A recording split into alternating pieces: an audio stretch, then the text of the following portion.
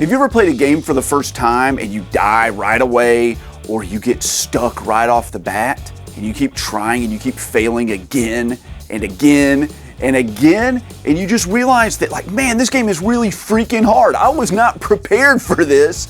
Maybe you look online and you see everybody else is having the same sort of issues, and you realize you've gotten in over your head. Hey guys, I'm RNG Gamer. I play all my games randomly, and here are 10 more of the hardest games I've ever played. And before you jump into the comment saying, but RNG, I watched a video where a guy beat Elden Ring 8 times in a row with all level 1 characters without dying. I'm not talking about that crap, guys. I'm not talking about that stuff. And I'm also not talking about cheesing the game, where you're like, that game's not hard. All you have to do is just get a squad of all people with grenade launchers, and you just stand at the back of the map and you just launch grenades all over the field and nobody can ever hit you. I'm talking about playing the game the way the developers designed the game to be played, not cheesing the game, not playing on some alternate mode, not doing some challenge that wasn't intended to be played. Just the way you play the game, guys. Now, the last time we did one of these videos, about half the comments were the same thing. What about Battletoads? What about Battletoads? What about Battletoads? Where's Battletoads? I haven't seen This guy's no real gamer. He hasn't played Battletoads. What about Battletoads? I've played it. I've beaten it. Let's go ahead and talk about our first game. It's Battletoads. Now, everybody's watched videos on the internet about hardest games, and Battletoads usually makes the list. When I was a kid, I had Battletoads, all my friends had Battletoads, and we would play it together. If you've ever played it before, you know one of the big draws of the game is to play it 2 players simultaneously. But as soon as you dive into that, it becomes apparent very quickly this game is way harder playing with 2 players because you can accidentally hit each other. So if you're gonna beat Battletoads, it's best to go into it playing single player so the other person doesn't drag you down to their terrible level. But in the comments of every video where people mention Battletoads, they always talk about the turbo tunnel. The freaking turbo tunnel. The turbo tunnel is so hard. No one can beat the turbo tunnel. Dude, the turbo tunnel's at the freaking beginning of the game. It's like the 3rd stage or something out of 10. Yeah, the turbo tunnel's really hard. It's hard to get past the turbo tunnel. You need to have like pinpoint accuracy and frame perfect dodges. But how many of you out there have actually made it past the turbo tunnel? Because if most of you had, you wouldn't be talking about the freaking turbo tunnel all the time, because compared to the rest of the game, the turbo tunnel isn't that hard. What about Turbo Tunnel 2.0, where you're stuck on freaking surfboards, bouncing up and down and avoiding logs and other crap and random debris that's in front of you that is way harder than the normal Turbo Tunnel? Or how about Turbo Tunnel 3.0, where you're on the same freaking hovercraft, but now you have to dodge through these like laser beams that have tiny little gaps in them? Way harder, way harder. Or how about this stupid level where you have to race this freaking rat, and there's all this crap in your way to mess you up, and the rat is like ruthless. He never messes up, and he just makes your life a living hell. But even if you manage to get through all that crap, the level where you're riding the giant wheel that hugs the wall is one of the hardest things I've ever had to do in any flipping game. First of all, the controls are really counterintuitive and they don't work the way you want them to. But some of the turns, no joke, require frame perfect accuracy to make them. 1/60th of a second to press a button. And you have to do this over and over and over again to have any chance to get through this freaking level. That's the part of Battletoads for me that's the hardest. If you're trying to play Battletoads on an emulator, on like a modern TV, you don't have the ability to make frame perfect movements. There's too much input delay. And the reason that Battletoads is so hard to begin with for us in the United States is that Battletoads was developed by Rare, and they're based out of the UK. And this game was designed to be played on a PAL Nintendo on a TV running at 50 hertz. Now, those of us in Japan and the United States, our TVs run at 60 hertz. So the game actually runs slightly faster for us. It's still hard playing at 50 hertz, but it's not nearly as hard. Now, I did beat this game as a kid, and I beat it as an adult on the Rare Replay edition. And if you ever want to try to beat Battletoads or experience it, play it on Rare Replay because it has a rewind feature That'll give you the opportunity to go back and really learn and practice those hard parts. And then you can go back to the NES and beat it for real. If you're enjoying the content, and I hope you are, and you want to see more of me, consider subscribing to the channel. Hit that bell notification so you know when the new videos come out. They come out every single Saturday morning. Give me a like. That's the best way to help me in the YouTube algorithm, and leave a comment. I answer every one of them. There are two kinds of difficulty when it comes to games. There's the difficulty you have with your hands where it's just hard to play the game. And there's the difficulty where like your brain doesn't work well enough to beat the game. This is one of those games. I played this co-op with my wife. Let me tell you, we got really frustrated with this game. It's Divinity Original Sin 2. This game is a freaking CRPG, a computer RPG. I grew up playing these games and I never got good at them. They usually have the same kind of mechanic where you get to some part of the game where you just can't figure out what to do to progress. And the game really wants you to like save scum and use trial and error to progress into the game. And I hate that crap, and my brain doesn't work that way. We were constantly stuck. Almost every single combat encounter, almost every single quest, we could not figure out what the crap to do. There were so many times where we were sitting on the couch with the game paused and we would both have out our phones looking online at different walkthroughs trying to figure out just how in the freaking crap you make progress in this game. And almost every single time we found the solution online of what to do, we would look at each other and think, there's no way we would have ever figured that out. Just no way. There aren't infinite battles to like grind and level up. There's only a certain number of fixed battles in any given area. And we would go through the area and complete every battle. We would be as leveled up as you could possibly be, and we would go in and we would get stuck.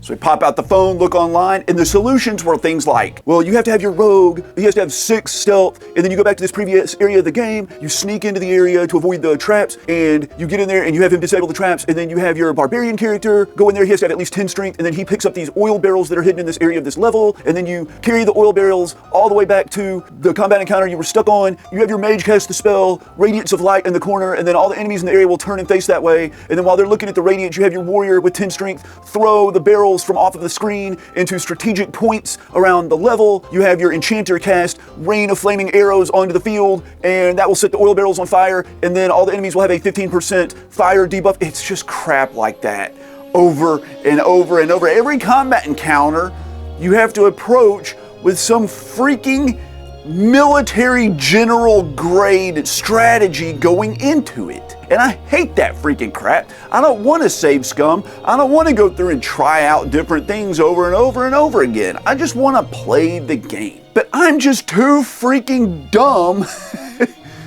to have that sort of foresight when I go into a combat encounter.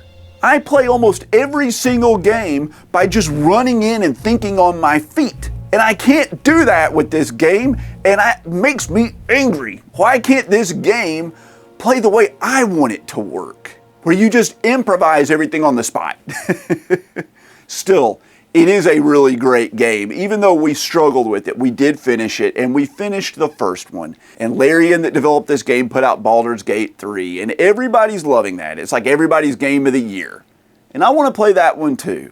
I'm hoping it's not so draconian in its setup that I can't make any progress without having to look online. Fingers crossed. When I was a kid, we played tons of hard games. We all played the Nintendo, and we were aware of what games were the hardest. There was one game that we all played, and none of us were ever able to make any progress in it. It's The Adventures of Bayou Billy. I think this game is called Mad City in Japan, which is weird because like the bayou and the city are the two polar opposite places you could ever be. But Konami, when they put this out, decided to make a game that was like 3 games in one. You have your standard beat 'em up kind of game, you have a light gun game built into it, and you also have a sort of racing game. A lot of Japanese game developers during this time got really mad with the United States and the video game rental market. They didn't like the idea that you could go rent a game for just a few dollars and then like beat it over the weekend. So they took a bunch of games that were popular in Japan, and when they ported them over to the US, they increased the difficulty to this insane level so you wouldn't be able to beat the game over that weekend. You would have to go out buy the game and put in a bunch of practice. And Bayou Billy is one of those flipping games. I would say less than 30% of the people that ever played this game made it through the first stage. You run, you punch, you jump kick, but the freaking enemies are ruthless and they are so tanky and they just won't flip and go down. And it makes the game feel really grindy, and that every single combat encounter is this insurmountable task. And not only that, you get to the point in the game where there are these freaking crocodiles. They're not crocodiles, they're alligators. We don't have crocodiles in the bayou, we have alligators in the bayou. These things barely poke their heads up out of the water. They reach out really quick to snap at you, and they are so hard to kill. But the game's good enough to like string you along, like being a drug addict. It's like you don't want to play because you know it's bad for you, but it's just good enough to make you give it another try. And if you're able to get past the freaking opening beat 'em up stage, you end up having to go to these freaking racing stages where you're driving a Jeep and there's an airplane dropping sticks of dynamite onto you on the road. And not only that, there's all this freaking debris all over the road, and the road's essentially just coated like non-stick cooking spray because you slip and slide all over the place. And as you're driving, you're supposed to throw grenades. Is it grenades? I think you throw grenades at the stuff around you, like the other vehicles and maybe the airplane. I can't quite remember, but it's hard to aim them. And I think there's also a time limit. The game wants you to slow down to throw these grenades and take out the enemies, but you can't because they don't really give you enough time to make it through the area. Now, the light gun areas of the game are not too bad. You can do those. You can play those with a controller too, which I believe makes it a fair amount easier, as I recall. I knew kids when I was little that could beat Battletoads, no problem. I knew kids that could beat like Mega Man 1 without using any of the powers you get from beating the other bosses. They would just use the blaster all the way through the game. But I never saw anybody ever make any decent progress on Bayou Billy. That's how hard that game is. In the last video, I talked about how Demon Souls was so incredibly difficult. We never experienced that sort of gameplay before. There wasn't really any information online. It threw all of us for a loop. But we all learned how to play it. And then Dark Souls came out and we knew how to play it. Then Dark Souls 2 came out and we knew how to play that one too. But then this game came out and it put me right back in that same position that Demon Souls did. And it's Bloodborne. You know how I like to play Dark Souls? I tank up with the heaviest armor I can get and the most defense I can get and the biggest shield I can get, and then I just block the hits. When Bloodborne came out, it refused to let you do that. You can't block, you can't tank crap. You have to get in there and dodge and use your freaking blunderbuss or your little gun to parry the enemies. And I had never really ever tried to do that in any of the other Souls games I'd played up to that point. It felt like I'd never even played a Souls game. And when I got to Father Gascoigne, and he just inexorably attacks you over and over and over again, and it took me days of working on him to be able to get to the point where I felt like I had any chance. And then I got him down to halfway, and he turned into a freaking werewolf that jumps all over the flipping map and is twice as fast and twice as aggressive and hits twice as flippin' hard. And here I was thinking I had gotten good at the game, only to realize that I still basically totally sucked. And after I beat him, I thought, man, that must be like the gatekeeping boss. Surely it's gonna get easier from now. Nope, same thing all the way through. The designers even put a shield, one shield in the game that's like the worst shield ever, basically to mock the people like me who had played all those other games just tanking their way through them. They didn't like that, and they wanted to let you know they didn't like it. Yes, I beat Bloodborne. It took me longer to beat Bloodborne than it did any other Souls game, including Elden Ring, because I had to change the way I fundamentally played those games. But I'm so glad I did, because it made me a better gamer. And I love it. And even to this day, I think Bloodborne is my favorite Souls game. Here's another one that pops up on a lot of hardest NES games lists. But personally for me, this might be the one that I would technically consider to be the hardest one I've ever played because I couldn't make any progress with it.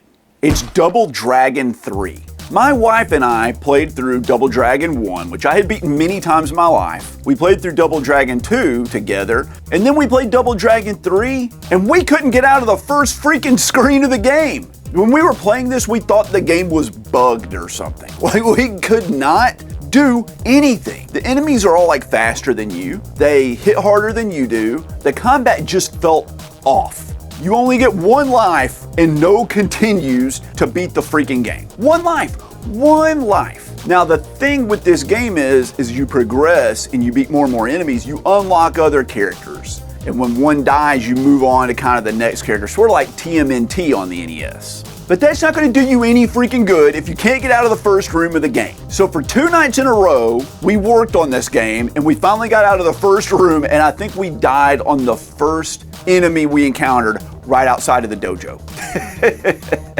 We looked up a video on how to beat Double Dragon 3, and a guy had put out a YouTube video, and right off the bat he's like, just spam this special attack the whole time. I don't want to do that, man. I don't want to cheese the game and just do the same thing. That's like being a fighting game by only like sweep kicking your enemies over and over and over again. You're not playing the game at that point. But one of the problems with Double Dragon 3 is that there are too many different types of attacks for a console that only has 2 buttons on the controller. And you have to play the game like this with your fingers like on top of the controller because you have to hit like 2 buttons at once. And it's like, you have to hit A and B at the same time. And then while you're in the air, you press down and B at the same time. It's just too much. It's too much. And the game basically expects you to be an expert at it right from the onset. Like, you've mastered all the moves and you know how to counter all the enemies and you know what's coming up. That's really annoying. No one wants to do that crap. And you know the reason I know nobody wants to do it? Because everybody out there says this game sucks.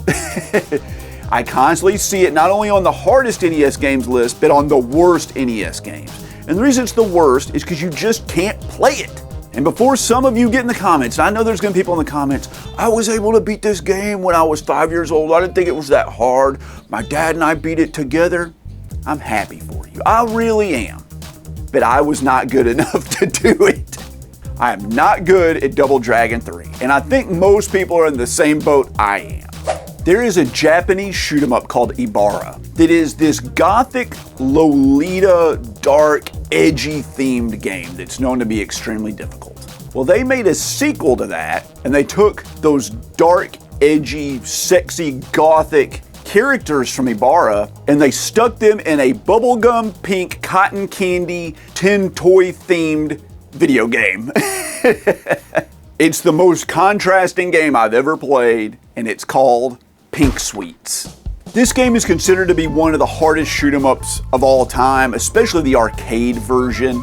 Let me explain 2 shoot 'em up concepts that are found in a lot of games that most people don't really know about, or they don't think about that often. The first is the idea of extends, which is an extra life that you earn by reaching a certain score. The game may say something like score 20,000 points to get an extra life, and then you get an extra life every 40,000 points after that. And the arcade owners can set on the arcade board how often you get extends. So they can raise it or lower it depending on how hard they want to make the game. You make the extends further apart, makes the game harder, and people get off the machine or they'll pump in more quarters. Pink Sweets doesn't have any extends, none. There's no extra lives unless you find them hidden around the stages. The other concept is called rank. So a lot of shoot 'em ups have this mechanic, whereas the better you do, the harder the game gets. They start throwing enemies at you faster. They start giving you enemies that take more damage. They have enemies that shoot more bullets. And a lot of shoot 'em ups are centered around managing your rank. Using a bomb, dying, continuing, all those things lower your rank. And a lot of shoot 'em ups involve playing through like half of the game till it gets to the point where the rank is so high that you really can't progress, so you have to suicide and kill yourself to lower the rank. And you'll see the best players in the world like kill themselves multiple times at strategic points in the game to be able to succeed. Pink Sweets has one of the most ruthless ranking systems in any shoot 'em up. It goes up really quickly and it never ever goes down. Ever. Dying doesn't make it go down. Bombing doesn't make it go down. Continuing doesn't make it go down. And it's unfair. It's so unfair that the real technique for playing the game is to just sit back and not really shoot anything and not get any power-ups and just try to avoid as much as you can to keep your rank as low as possible so you even have a chance. I mentioned there are these hidden one-ups around the game, and there's a glitch. If you get 6 lives, the game glitches out and gives you infinite lives. That's the only way you can beat this game and 1 credit clear it. And I consider 1 credit clearing a shoot 'em up beating the game, because it's an arcade game. You could, in theory, just pump in infinite quarters and never touch a button and beat a shoot 'em up just by feeding money. That doesn't count. I've heard rumors that no one 1 credit cleared Pink Sweets without the infinite lives glitch for like 20 years. Because there's just spots where it's impossible to dodge the bullets. You can't react fast enough. You can't move fast enough. There's too many bullets. You just have to like randomly tap left or right to dodge, and you have to guess like 40 of those in a row or something. They're like, who knows? I never did it. I never 1 credit cleared Pink Sweets or came even close to 1 credit clearing it on the arcade mode. And to make matters worse, later versions of the arcade board patched out the infinite lives glitch, and that's the version of the arcade that they put on the Xbox 360 compilation that I played. So there's really no human way to beat this game. Luckily, they did include an arrange mode where they revamped the mechanics, and that mode is really good. And I can 1 credit clear that, or I did at least once. It's a lot of fun, but it is not the standard arcade mode. It's like the remix version of the game. It's really hard to dive into a game and put real effort into it, knowing that you will fail. You are guaranteed to fail. There's no way to beat the game. No one's ever done it. Maybe 1 guy's done it. Maybe 2 guys have done it. But it's virtually impossible. Yet, idiots like me and tons of people out there still dive into it, trying anyway. In the last video, several of you mentioned this game in the comments, and I totally forgot that I owned it and had played it. I had blocked it from my memory. It's Natural Doctrine.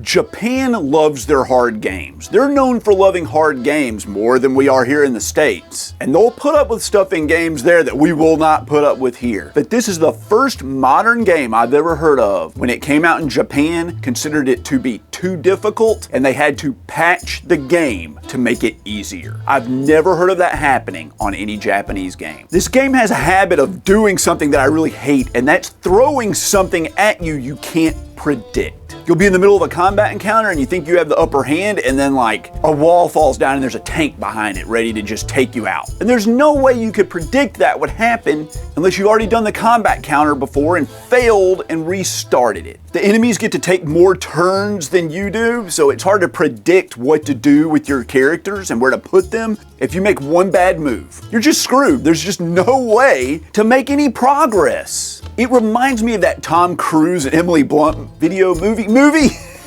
Edge of Tomorrow, where Tom Cruise and Emily Blunt have this ability to go back in time every time they die in this alien war. They'll go into a combat, they get killed, they remember what happened, it resets the day. It's like the movie Groundhog Day. I'm using an analogy inside another analogy.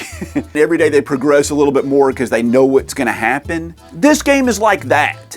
Fine, that's what you want me to do. You want me to do infinite trial and error till I memorize every single step of every single combat encounter in the game. But it's not fine, because some of the freaking battles are over 2 hours long and you can't save your game during the combat encounters. That is so unreasonable. And the truth is, they said they designed this game to just be extra tough. If you're an expert and all you play are tactical RPGs, then you're one of those people that they made this game for.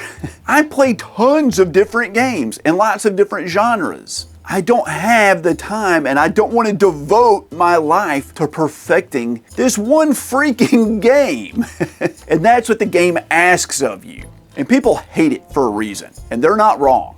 Do you guys like Super Monkey Ball? I like Super Monkey Ball. It's a hard series. Everybody's gonna say it's hard. Nobody's gonna say Monkey Ball is easy, but at least it's fun. Until I played Super Monkey Ball Banana Mania on the Nintendo Switch. So this is like a pseudo remake mashup greatest hits version of the first two Monkey Ball games. Now, if you've never played Monkey Ball before, I don't really know of anything quite like it. You are a monkey in a ball, and you don't move. You tilt the world or the stage below the monkey, and then gravity and inertia is what moves the ball.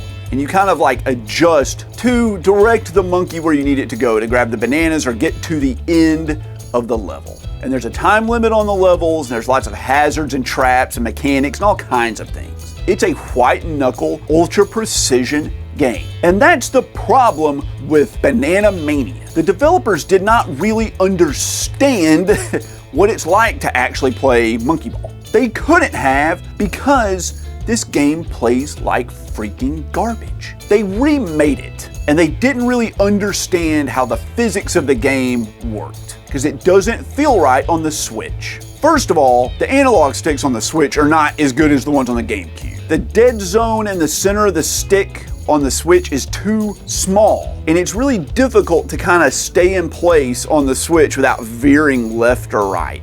The freaking camera in this game doesn't behave the way you want to. It has a mind of its own. It aims where it thinks you need to look.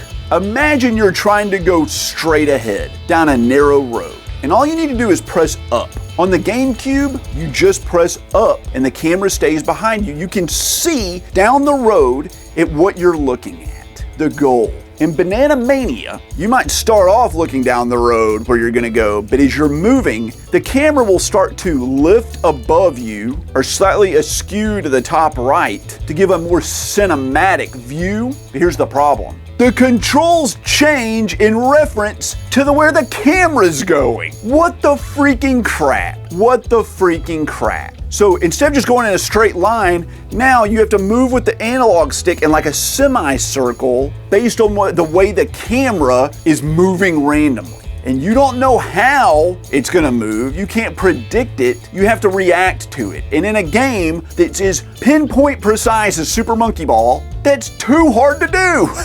It's like the people that developed this game never played a Monkey Ball game before. It's like they took it as like a casual, fun experience instead of the hardcore gaming experience that it is. I know the aesthetics don't look like it is, but I don't really know of another game that requires such precise movements on a controller than Super Monkey Ball. This game is a disaster, and they patched it later to make it better, but it's just not good enough. I've seen videos of people that are like world record holders or world record holder contenders on Super Monkey Ball 2 that can't beat early stages on Banana Mania because the physics don't make any freaking sense.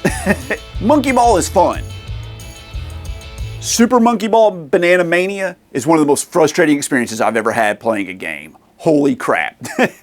Here's one I played recently, and I actually reviewed it in one of the first videos I ever did on this channel. It's from a classic series, one that's known to be really hard. It's Contra IV on the Nintendo DS. WayForward, the company that made Shantae, actually developed this game, and you can tell they really love Contra. Now, I'm not saying this game is bad. This game's very, very, very good, but it has two huge flaws that make it, in my opinion, one of the tougher Contra games I've ever played. As a matter of fact, the one I've struggled with the most, the hardest Contra game I've ever played. I started with easy, and it was still fairly tough. But the problem is, when you beat the game on easy, it only lets you play half of the game. And it sends you a message saying, if you want to play the rest of the game, play on a harder difficulty. So you bump it up to normal, which is way harder, so much harder than easy, and the game's pretty long for a Contra game. So the issue is, you have to replay the same levels over and over and over again to make it to the latter levels that you couldn't play on easy mode to get your practice in. Now, I don't mind hard levels. I don't mind going back and replaying harder levels again and again to get better. But what they needed to do was let you play the whole game on easy mode so you could practice those latter levels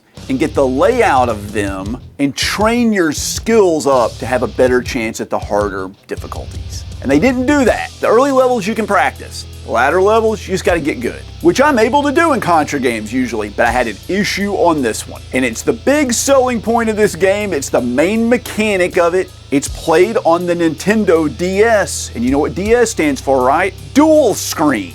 This game has a vertical orientation that uses both screens on the DS. There's two big issues with it. One, it's hard to get the entire field of play in your vision. You're focusing on the bottom screen where your character is, and it's hard to tell what's coming in on the top screen. But what's worse is the hinge in the center of the DS that separates the top screen from the bottom screen obscures your vision.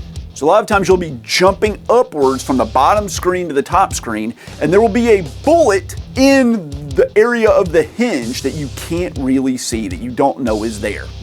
But I felt like every time I was moving from the bottom screen to the top screen, I would like look up to the top screen and I had no knowledge beforehand what was up there. It was just like entering into a room and bullets were already flying at you. That's what it felt like. And you have to move between the two screens pretty regularly, and it made the game difficult for me. And yes, I finally did beat it on normal difficulty, but it felt a lot harder than it should have been, and I ended up playing around the second screen rather than utilizing it. It became not a feature of the game, but like a deterrent. But still, if you haven't played Contra IV, you should check it out. It is a great game, especially if you can get used to those two screens. One of the first big shoot-'em-up hits was done by Irem. It's still considered a masterpiece by most people in the shmup community, and a lot of games even today struggle to surpass how good this game is. And it's RType. They are still making RType games now. RType Final 3 just came out not that long ago, but it has this interesting mechanic where you have this ball. I think they call it the Force Ball, or maybe just the Force. Am I confusing it with Star Wars? Possibly. Anyway, you use the Force to maneuver through these different tricky sort of situations. You can throw the ball out in front of you and it will shoot projectiles out of it on the other side of the screen. You can throw it into enemies to kind of like damage them. You can use it as a shield to block shots in front of you, but you can also maneuver it behind you. So you shoot it out in front of you, you call it back to yourself, then you circle around it and attach it to the back of your ship to shoot behind yourself or block shots from the back. They designed this thing to be used very specifically in multiple different ways in each stage.